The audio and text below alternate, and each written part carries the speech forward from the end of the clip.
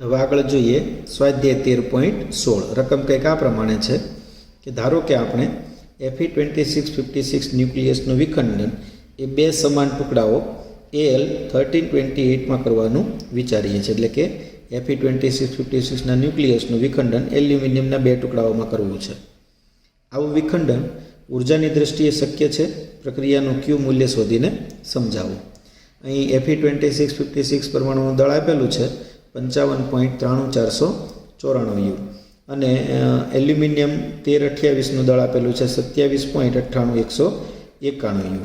તો આ પ્રક્રિયા છે એ પ્રક્રિયાનું આપણે ક્યુ મૂલ્ય શોધી અને આ પ્રક્રિયા ઉર્જાની દ્રષ્ટિએ શક્ય છે કે નહીં તે જણાવવાનું છે. હવે આપણે અહીંયા Fe2656 ન્યુક્લિયસ છે એનું વિખંડન બે સમાન ટુકડાઓ એલ્યુમિનિયમ 1328માં કરીએ તો આ પ્રક્રિયા આ મુજબ થાય. Fe2656 it gives aluminium 1328 plus aluminium 1328. તો આ પ્રક્રિયામાં Fe છે એનું બે સમાન ટુકડાઓ એલ્યુમિનિયમ 1328માં વિખંડન થઈ ગયું. હવે આ પ્રક્રિયા છે એ ઉર્જાની દ્રષ્ટિએ શક્ય છે કે નહીં તે આપણે જણાવવાનું છે, પણ એ પ્રક્રિયાનું ક્યુ મૂલ્ય શોધીને જણાવવાનું છે. તો આ પ્રક્રિયાનું ક્યુ મૂલ્ય એટલે પ્રક્રિયકો અને નિપજોના દળ તફાવતને સમતુલ્ય ઉર્જા. તો આ પ્રક્રિયાનું ક્યુ મૂલ્ય માટે Feના દળમાંથી બે એલ્યુમિનિયમ 1328ના દળ બાદ કરી દેવાના. તો આ પ્રક્રિયાનું ક્યુ મૂલ્ય ક્યુ બરાબર mFe minus 2m aluminium into c². હવે Feનું દળ રકમમાં આપણને આપેલું છે 55.93494 યુ માઇનસ 2 ઇન્ટુ એલ્યુમિનિયમનું દળ આપ્યું છે 27.98191 યુ. હવે તમે જાણો છો મિલિયન ઈવીમાં ઉર્જા જોઈતી હોય તો સીની કિંમત ન મૂકતા આ પદને 931.5 મિલિયન ઈવી પર c² વડે ગુણી દેવું જોઈએ. તો 55.93494માંથી આ દળ બાદ કરીએ એટલે માઇનસ 0.02888 યુ મળશે. એના ગુણ્યા 931.5 મિલિયન ઈવી પર c², એટલે આ ગુણાકાર કરીએ તો માઇનસ 26.90 મિલિયન ઈવી મળે છે. તમે જોઈ શકો છો આ પ્રક્રિયાનું ક્યુ મૂલ્ય ઋણ છે, એટલે આવું વિખંડન ઉર્જાની દ્રષ્ટિએ શક્ય નથી. હવે આગળ જોઈએ સ્વાધ્યાય 13.17 રકમ આ પ્રમાણે છે. પ્લુટોનિયમ 94239ના વિખંડન ગુણધર્મો યુરેનિયમ 92235ના જેવા છે. વિખંડન દીઠ વિમુક્ત થતી ઉર્જા 180 મિલિયન ઈવી છે. જો શુદ્ધ પ્લુટોનિયમ 94239ના 1 કિલોગ્રામમાંના બધા પરમાણુ વિખંડન પામે તો કેટલી ઉર્જા મિલિયન ઈવીમાં વિમુક્ત થશે? તો આપણે અહીંયા જોઈ શકીએ છીએ કે પ્લુટોનિયમ છે એનો પરમાણુ દળાંક 239 છે. એનો અર્થ એવો થાય કે 239 ગ્રામ પ્લુટોનિયમ લઉં 94239 તો એમાં પરમાણુની સંખ્યા એવોગેડ્રો અંક જેટલી હોય, એટલે કે 239 ગ્રામ પ્લુટોનિયમમાં પરમાણુની સંખ્યા 6.022 ગુણ્યા 1023 જેટલી હોય. તો પછી આપણી પાસે 1 કિલોગ્રામ પ્લુટોનિયમ છે તો 1 કિલોગ્રામ એટલે 1000 ગ્રામ થશે. તો 1000 ગ્રામ પ્લુટોનિયમ 94239 હોય તો એમાં પરમાણુની સંખ્યા કેટલી? તો તમે જોઈ શકો છો 1000 ગુણ્યા 6.022 ગુણ્યા 1023 અને ભાગ્યા 239 કરી દઈએ તો આ મૂલ્ય આપણને મળશે 25.2 ગુણ્યા 1023, એટલે કે 2.52 ગુણ્યા 1024. તો 1 કિલોગ્રામ પ્લુટોનિયમ હોય તો એની અંદર 2.52 ગુણ્યા 1024 જેટલા પરમાણુ હશે. હવે રકમમાં કહ્યું તે પ્રમાણે કે આમાં વિખંડન દીઠ વિમુક્ત થતી ઉર્જા 180 મિલિયન ઈવી છે. તો અહીં વિખંડન દીઠ વિમુક્ત થતી ઉર્જા 180 મિલિયન ઈવી, પણ એક વિખંડનને આટલી ઉર્જા મળે તો આપણી પાસે તો 2.52 ગુણ્યા 1024 પરમાણુઓ છે. તો એનું વિખંડન થાય તો આ પ્રક્રિયામાં મળતી કુલ ઉર્જા એટલે કે પ્રક્રિયામાં કુલ ઉત્સર્જાતી ઉર્જા n ગુણ્યા 180. એનની કિંમત આપણે મેળવી છે તે મૂકી દઈએ 2.52 ગુણ્યા 1024 અને 180 મિલિયન ઈવી. ગુણાકાર કરીએ તો 453.6 ગુણ્યા 1024 મિલિયન ઈવી મળે છે, પણ જો પોઈન્ટને એડજસ્ટ કરીએ તો 4.536 ગુણ્યા 1026 મિલિયન ઈવી મળશે. આપણને ઉર્જા મિલિયન ઈવીમાં જ પૂછી છે. તો 1 કિલોગ્રામ શુદ્ધ પ્લુટોનિયમ 94239નું જો વિખંડન થાય બધા પરમાણુઓનું તો આપણને વિમુક્ત થતી કુલ ઉર્જા એ 4.536 ગુણ્યા 1026 મિલિયન ઈવી મળે છે. હવે આગળ જોઈએ સ્વાધ્યાય 13.18 રકમ કંઈક આ મુજબ છે. 1000 મેગાવોટનું વિખંડન રિએક્ટર તેના બળતણનો અડધો ભાગ 5 વર્ષમાં વાપરે છે. પ્રારંભમાં તે કેટલું U-9235 ધરાવતો હશે? એવું ધારો કે રિએક્ટર 80% સમય માટે કાર્યાન્વિત રહે છે. બધી ઉર્જા યુરેનિયમ 9235ના વિખંડનથી ઉત્પન્ન થાય છે અને આ ન્યુક્લાઇડ માત્ર વિખંડન પ્રક્રિયામાં જ વપરાયું છે. તો અહીંયા આપણને 1000 મેગાવોટનું વિખંડન રિએક્ટર આપ્યું છે. મેગા એટલે 10⁶ અને આ 10⁻³ કરી દઈએ એટલે 10⁹ વોટનું વિખંડન રિએક્ટર છે, જે બળતણનો અડધો ભાગ 5 વર્ષમાં વાપરે છે. તો આપણે પ્રારંભમાં કેટલું યુરેનિયમ 9235 બળતણમાં છે તે શોધવાનું છે. અહીં રિએક્ટર છે 80% સમય માટે જ કાર્યશીલ રહે છે, તો કુલ સમયના 80% લખવાના, એટલે 5 વર્ષના 80%. તો ટી બરાબર ટીના 80%. તો 5 ગુણ્યા વર્ષને સેકન્ડમાં ફેરવીએ તો 3.154 ગુણ્યા 10⁷ ગુણ્યા 80% એટલે 80/100 બરાબર 12.616 ગુણ્યા 10⁷ સેકન્ડ થશે. તો અહીંયા રિએક્ટર જે કાર્યાન્વિત રહે છે એ માટેનો કુલ સમય છે એ 5 વર્ષના 80% પ્રમાણે 12.616 ગુણ્યા 10⁷ સેકન્ડ છે. હવે આ ટી જેટલા સમયમાં વપરાતી ઉર્જા જે છે એ કેટલી? તો કે ભાઈ અહીંયા ટોટલ 10⁹ વોટ એટલે 1 સેકન્ડમાં 10⁹ જૂલ જેટલી ઉર્જા વપરાય છે. એટલે વપરાતો પાવર ગણવો હોય કે ઉર્જા, તો E બરાબર T ઇન્ટુ પી. એટલે એકમ સમયમાં પી કહી દો તો ટી સમયમાં કેટલી, એટલે ટી ગુણ્યા પી. તો ટી બરાબર આપણી પાસે સમય છે 12.616 ગુણ્યા 10⁷ સેકન્ડ અને પાવર છે 10⁹ જૂલ પર સેકન્ડનો. તો આ જે છે એ ગુણાકાર કરીએ તો 12.616 ગુણ્યા 10⁻16 જૂલ જેટલી ઉર્જા વપરાય છે. હવે આપણને યુરેનિયમ 9235 આપેલું છે, એટલે 235 એ પરમાણુ દળાંક છે. તો આપણે એમ કહી શકીએ કે 235 ગ્રામ યુરેનિયમ હોય આપણી પાસે, તો 235 ગ્રામ યુરેનિયમ 9235માં પરમાણુની સંખ્યા એવોગેડ્રો અંક જેટલી હોય, એટલે કે 6.022 ગુણ્યા 10⁻23 જેટલી હશે. તો 1 ગ્રામ યુરેનિયમ 9235માં પરમાણુની સંખ્યા કેટલી? તો એ આપણને આ રીતે મૂલ્ય મળશે 1 ગુણ્યા 6.022 ગુણ્યા 10⁻23/235. એટલે આ મૂલ્ય છે એ આપણને મળશે 2.56 ગુણ્યા 10⁻21 જેટલું. તો 1 ગ્રામ યુરેનિયમ 9235માં પરમાણુની સંખ્યા એ 2.56 ગુણ્યા 10⁻21 જેટલી છે. હવે 1 ગ્રામ યુરેનિયમ છે એમાંથી ઉત્સર્જાતી ઉર્જા કેટલી? તો કે 1 ગ્રામ યુરેનિયમમાંથી ઉત્સર્જાતી ઉર્જા આ ગુણાકાર કરી દઈએ પરમાણુની સંખ્યાનો, એક વિખંડનથી મળતી ઉર્જા આપણે જાણીએ છીએ રિએક્ટરમાં 200 મિલિયન EV જેટલી હોય છે. એટલે આ સંખ્યાનો આપણે 200 મિલિયન EV સાથે ગુણાકાર કરી દઈએ તો n બરાબર 2.56 ગુણ્યા 10⁻21, 200 મિલિયન એટલે 10⁶ અને ઇલેક્ટ્રોન વોલ્ટને જૂલમાં ફેરવવું હોય તો આપણે 1.6 ગુણ્યા 10⁻19 વડે ગુણી દઈએ તો જૂલમાં ફરી જશે. એટલે 1 ગ્રામ યુરેનિયમમાંથી ઉત્સર્જાતી ઉર્જા જે છે એ આપણને આટલી મળશે.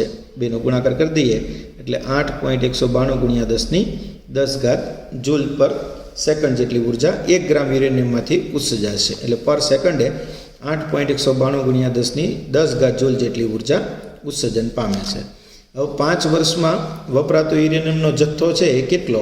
તો કે 5 વર્ષમાં વપરાતો યુરેનિયમનો જથ્થો એટલે કુલ વપરાયેલી ઉર્જા ને છેદમાં 1 ગ્રામમાંથી મળતી ઉર્જા. તો કુલ ઉર્જા વપરાય છે એ આપણી પાસે છે 12.616 ગુણ્યા 10⁻16 જેટલી અને 1 ગ્રામમાંથી મળતી ઉર્જા છે એ 8.192 ગુણ્યા 10⁻10 જેટલી છે.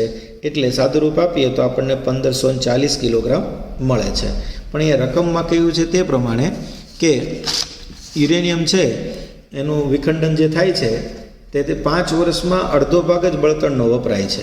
તો આપણે જોઈ શકીએ છીએ કે 5 વર્ષમાં વપરાતો યુરેનિયમનો જથ્થો 1540 કિલોગ્રામ આવ્યો.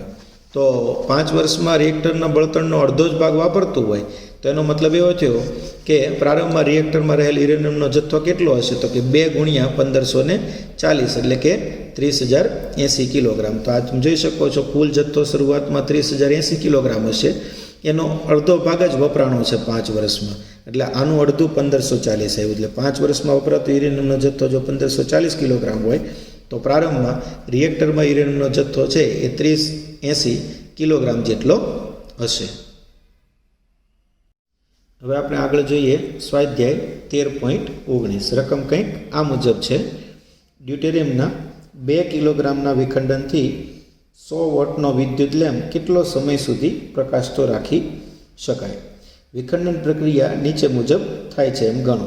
તો વિખંડન પ્રક્રિયામાં H12 પ્લસ H12 એટલે 2 ડ્યુટેરિયમ સંલગ્ન થઈ ઇટ ગિવ્સ He23 એટલે કે He23 બનાવે, સાથે ન્યુટ્રોન ઉત્સર્જન પામે અને 3.27 મિલિયન EV જેટલી ઉર્જા ઉત્સર્જિત થાય છે. તો આ વિખંડન પ્રક્રિયા છે, એનાથી જે ઉર્જા ઉત્સર્જન પામે તેના વડે 100 વોટનો વિદ્યુત લેમ્પ કેટલા સમય સુધી પ્રકાશતો રાખી શકાય એવો આપણને પ્રશ્ન પૂછેલો છે.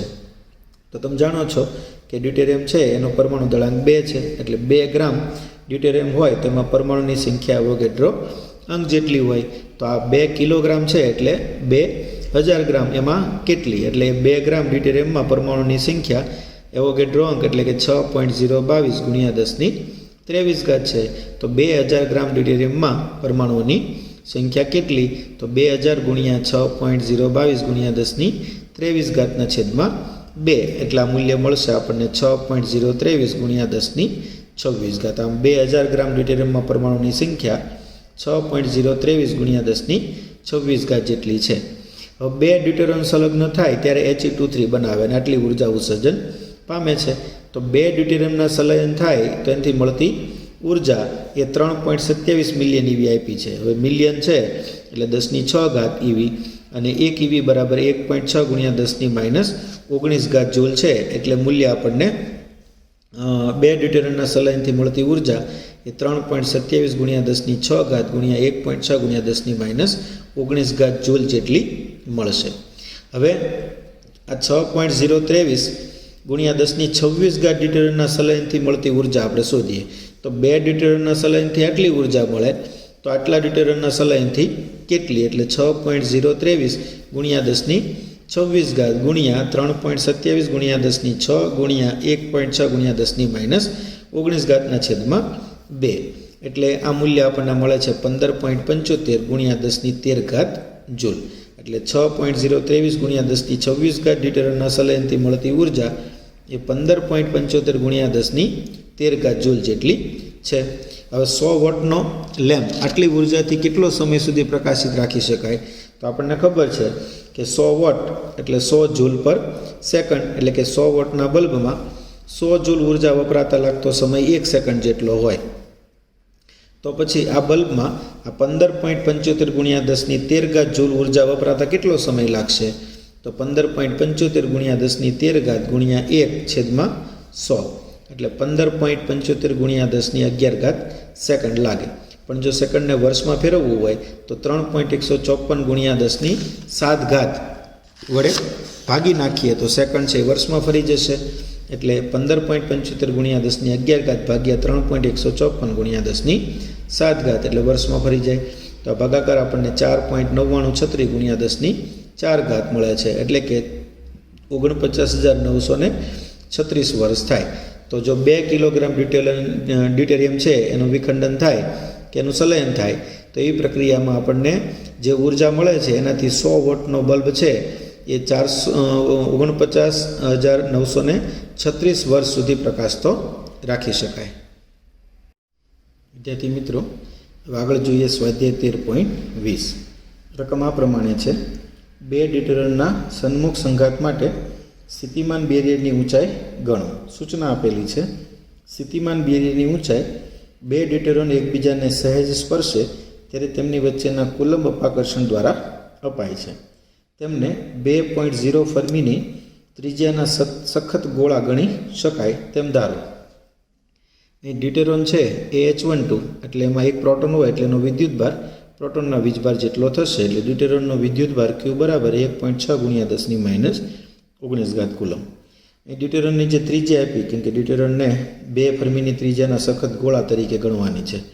તો ડ્યુટેરિયમની ત્રિજ્યા R બરાબર 2 ફર્મી એટલે કે 2 ગુણ્યા 10⁻15 મીટર. હવે 2 ડ્યુટેરિયમ છે એકબીજાને સ્પર્શે તો એકબીજાને સહેજ સ્પર્શે ત્યારે તેમના કેન્દ્રો વચ્ચેનું અંતર છે એ 2R જેટલું થાય. એક ડ્યુટેરિયમની ત્રિજ્યા R હોય, બીજાની R હોય, એટલે 2 ગોળા એકબીજાને સ્પર્શે તો બંનેના કેન્દ્ર વચ્ચેનું અંતર એ બંનેની ત્રિજ્યાના સરવાળા જેટલું થશે. એટલે બંને ડ્યુટેરોન સન્મુખ સંઘાત અનુભવે ત્યારે તેમના કેન્દ્રો વચ્ચેનું અંતર r બરાબર 2r, જ્યાં r બરાબર 2 ગુણ્યા 10ની માઇનસ 15 મીટર છે, એટલે 2 ગુણ્યા કરીએ તો 4 ગુણ્યા 10ની માઇનસ 15 મીટર થાય. હવે બંને ડ્યુટેરોન છે એની સ્થિતિ ઉર્જા, કારણ કે આપણને રકમમાં કીધું છે કે સ્થિતિમાન બેરિયરની જે ઊંચાઈ છે એ બે ડ્યુટેરોન એકબીજાને સ્વહે સ્પર્શે ત્યારે તેમની વચ્ચેના કુલંબ અપાકર્ષણ દ્વારા અપાય છે. એટલે આવા બંને ડ્યુટેરોનની જે સ્થિતિ ઉર્જા છે એ k q1 q2 upon r વડે આપીએ તો k એટલે કુલંબ અચળાંક 9 ગુણ્યા 10ની 9 ઘાત. q1 અને q2 બંને ડ્યુટેરોન છે એટલે એનો વિદ્યુત ભાર 1.6 ગુણ્યા 10ની માઇનસ 19 ઘાત, એનો વર્ગ કરી દઈએ, છેદમાં r બરાબર 4 ગુણ્યા 10ની માઇનસ 15 ઘાત. સાદુરૂપ આપીએ તો 5.76 ગુણ્યા 10ની માઇનસ 14 ઘાત જૂલ જેટલું મળશે. હવે જૂલને ઇલેક્ટ્રોન વોલ્ટમાં ફેરવીએ તો 1.6 ગુણ્યા 10ની માઇનસ 19 ઘાત વડે ભાગવું પડશે. તો 5.76 ગુણ્યા 10ની માઇનસ 14 ઘાત છેદમાં 1.6 ગુણ્યા 10ની માઇનસ 19 ઘાત ઇલેક્ટ્રોન વોલ્ટ. સાદુરૂપ છે 3.6 ગુણ્યા 10ની 5 ઘાત ઇલેક્ટ્રોન વોલ્ટ. પણ અહીંયા 2 ઘાત છે 10ની, અહીંયા આપી દઈએ તો 360 થઈ જશે ગુણ્યા 10ની 3 ઘાત ઇલેક્ટ્રોન વોલ્ટ, એટલે કે 360 કિલો ઇલેક્ટ્રોન વોલ્ટ. આમ અહીંયા આપણને જે બે ડ્યુટેરોન છે એનો સન્મુખ સંઘાત થાય તો એના માટે સ્થિતિમાન બેરિયરની જે ઊંચાઈ છે એ 360 કિલો ઇલેક્ટ્રોન વોલ્ટ જેટલી મળે છે.